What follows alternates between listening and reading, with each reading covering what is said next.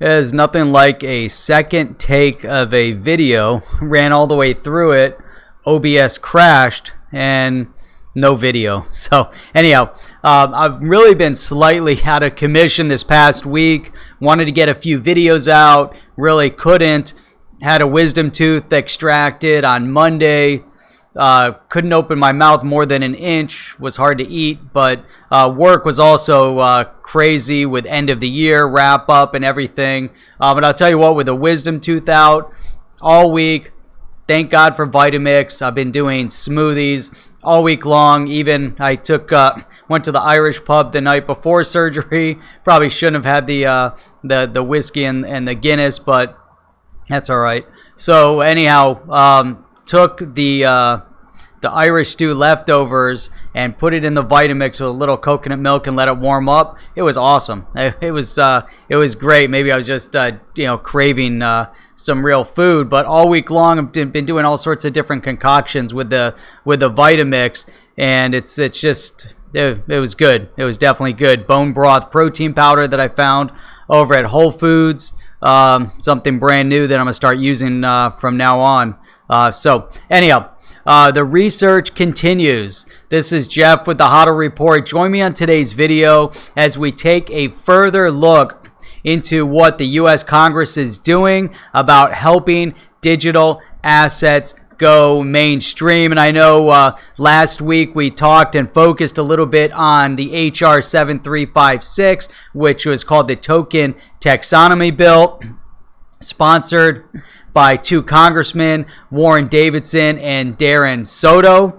So I decided to do a little bit more digging on the bill and what additional bills might be or might have been presented or proposed to Congress. So remember Warren Davidson and Darren Soto.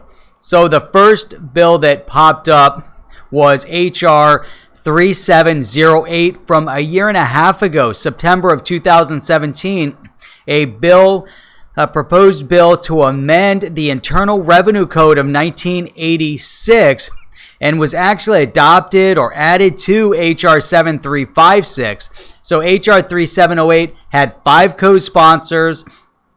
So what I did was take a look at each of the co-sponsors and see what else we could come up with. And really I came up with a nice list of bills that we're going to talk about today and that have been put in front of Congress. Some that had one sponsor and no co-sponsors, and others that had a sponsor with multiple co-sponsors. And all of them seem to be stuck right now in committee. But let's go through the list and let's see what we can do to help push these forward. So HR 7356, which we talked about, HR 7361, HR 7225, HR 7224, HR 7002, HR 6974, and HR 3708 from a year and a half ago.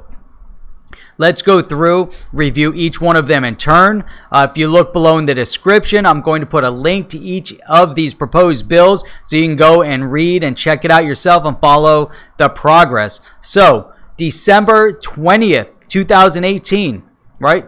Recently, a week ago, HR 7356 was put in front of Congress. We talked about it.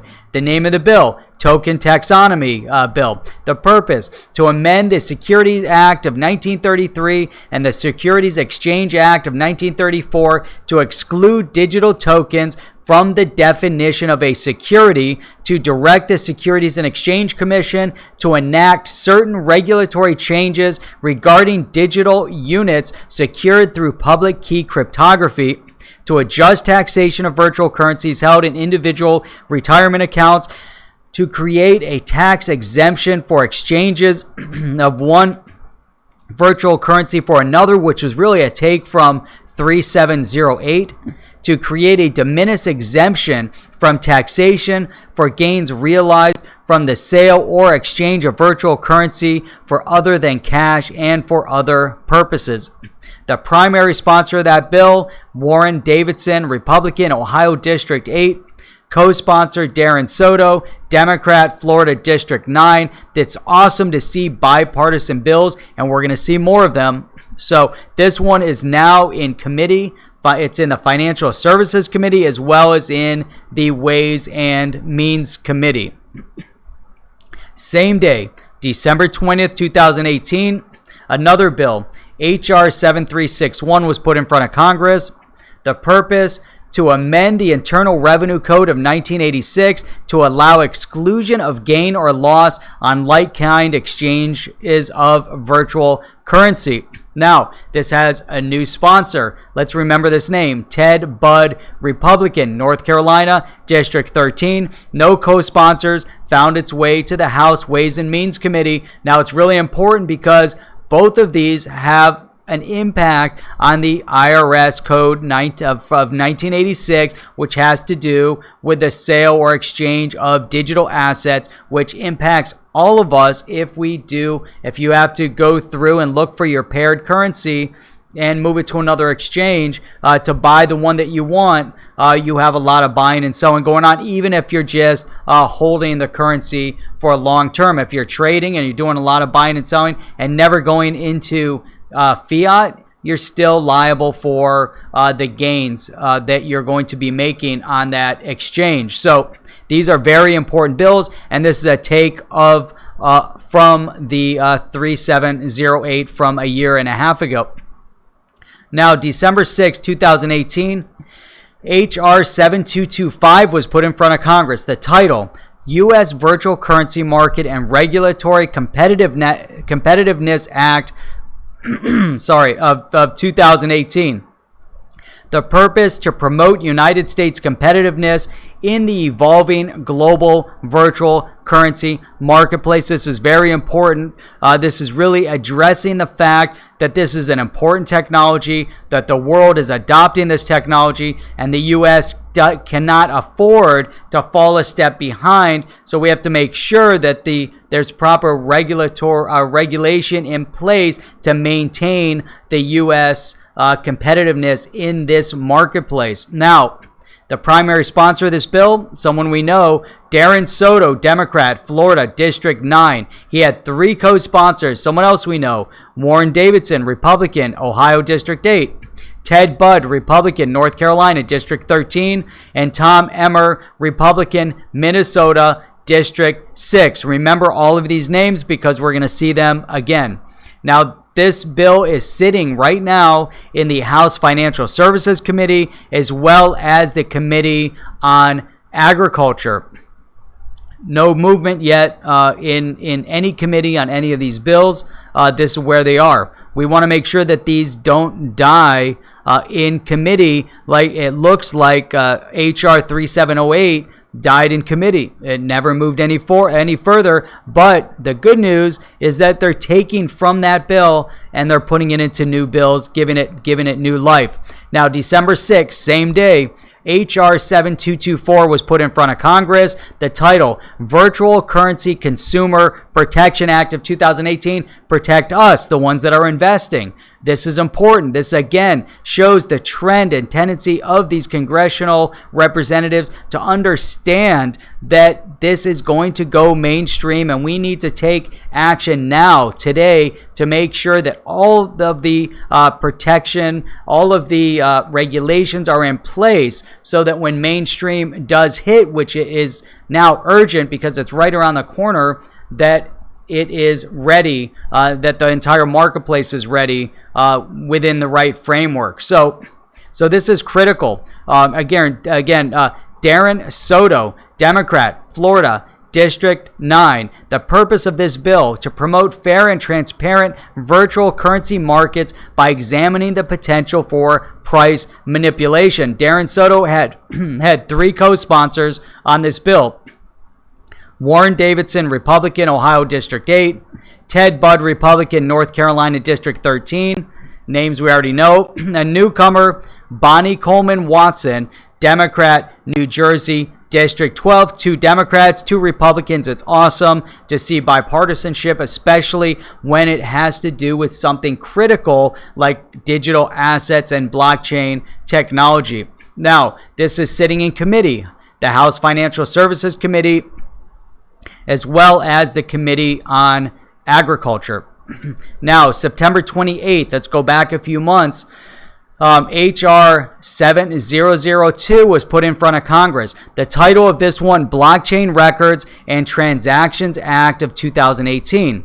The purpose, to amend the Electronic Signatures in Global and National Commerce Act to clarify the applicability of such act to electronic records, electronic signatures, and smart contracts created, stored, or secured on or through a blockchain. This is important. So, to provide uniform national standards regarding the legal effect, validity, and enforceability of such records, signatures, and contracts, and for other purposes. This is so critical. This is the legal aspect of any type of contract that is now managed through the blockchain, that's put through the ledger, any of these smart contracts, any of these, the records, the signatures, that these become valid, that they're legally valid. This is so important. David Schweikert, Republican, Arizona, District 6 was the primary sponsor, no co-sponsor. It's sitting in the Energy and Commerce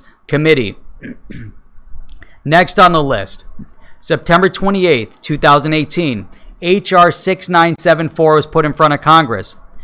The title, Blockchain Regulatory Certainty Act. The purpose, to provide a safe harbor from licensing and registration for certain non-controlling blockchain developers and providers of blockchain services.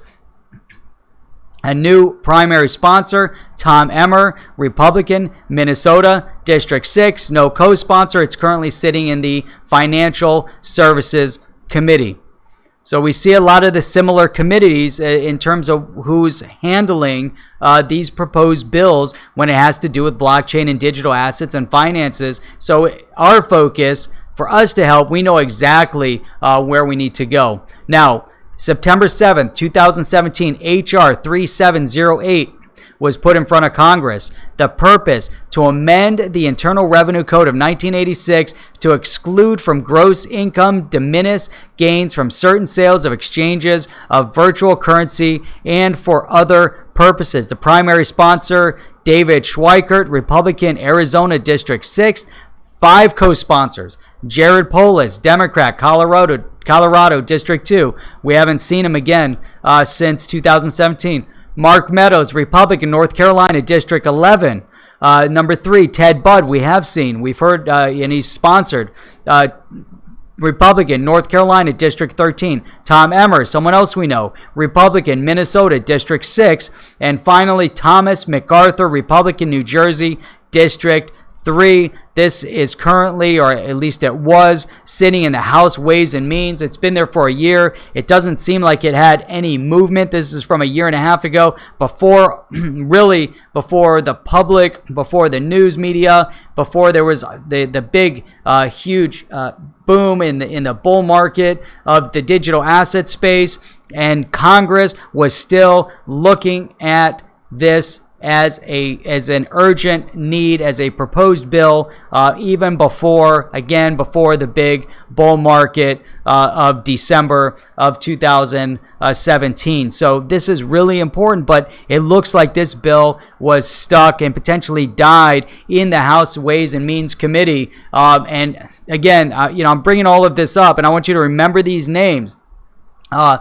It's important because we're at the grassroots level, and I'm going to talk about that in a minute. But although these bills may be stuck or they could potentially die in committee, again, as it appears to have happened with H.R. 3708, what's important here is that we're seeing serious discussion going on in Congress regarding adapting or at least amending our current laws to blockchain, or identifying that blockchain technology is a revolutionary technology and digital assets are important to the economy. There are congressional representatives that obviously support digital assets, and they need our help to get these bills that they're proposing through. Now, we have to remember that our government is a representative republic. Underline that word representative, because it is us. It is for the people and by the people. It's us. It's our interest that those representatives are in Congress, that are going to Washington for. We're the ones that elected them. We're the ones that sent them there. Those in Congress represent our interests. They represent the interests of the people who elected them. It is we the people. It is not they the government. It is we the people. They're there representing us, and it's our responsibility to make sure that our congressional representatives in Congress, in the U.S. Congress, and that's Congress, House, and Senate, that are supporting initiatives that are important to our community. Now, our community could be our state. It could be mean a lot of things, but our community could also mean the blockchain community. It could mean the digital asset community in general. It could be the XRP community, and what's important to further promote and support a company like Ripple to make sure that they're able to move forward and really see their technology grow and boom the way it needs to, and all the other digital assets that are out there. I bring up Ripple and XRP as an example, but this is our community. It's the blockchain digital asset community, and we already have congressional representatives that are representing the community, that are pushing forward bills and proposed agendas within government to make some changes for this technology and for this community. This is a grassroots fight to help push Congress, to educate your individual congressional representative wherever you might live. There's a easy way to find it, and I'll explain that in a minute, but it's up to each and every one of us to talk to our congressional representatives and let them know what's important from members of their community. Those that are sponsors and co-sponsors have taken an initiative to push blockchain technology and digital assets through these bills that they're proposing. Unfortunately, there are still many out there that are unaware of digital assets. They're unaware of the urgency of the need for specific regulatory changes, for the need for specific laws that really need to be amended and adapted to meet the demand of mainstream adoption. Now, it's up to us within this community. We're the first in the community, the trendsetters in this community at this point, because it's prior to mainstream adoption. It's up to us to help and educate, send emails, get on the phone, set up in-person meetings with your local representatives at their local offices. If you happen to be in Washington, D.C., find a way to get in front of them in Washington. Find the person in the office that's responsible for the blockchain information that they're gathering, for digital asset information.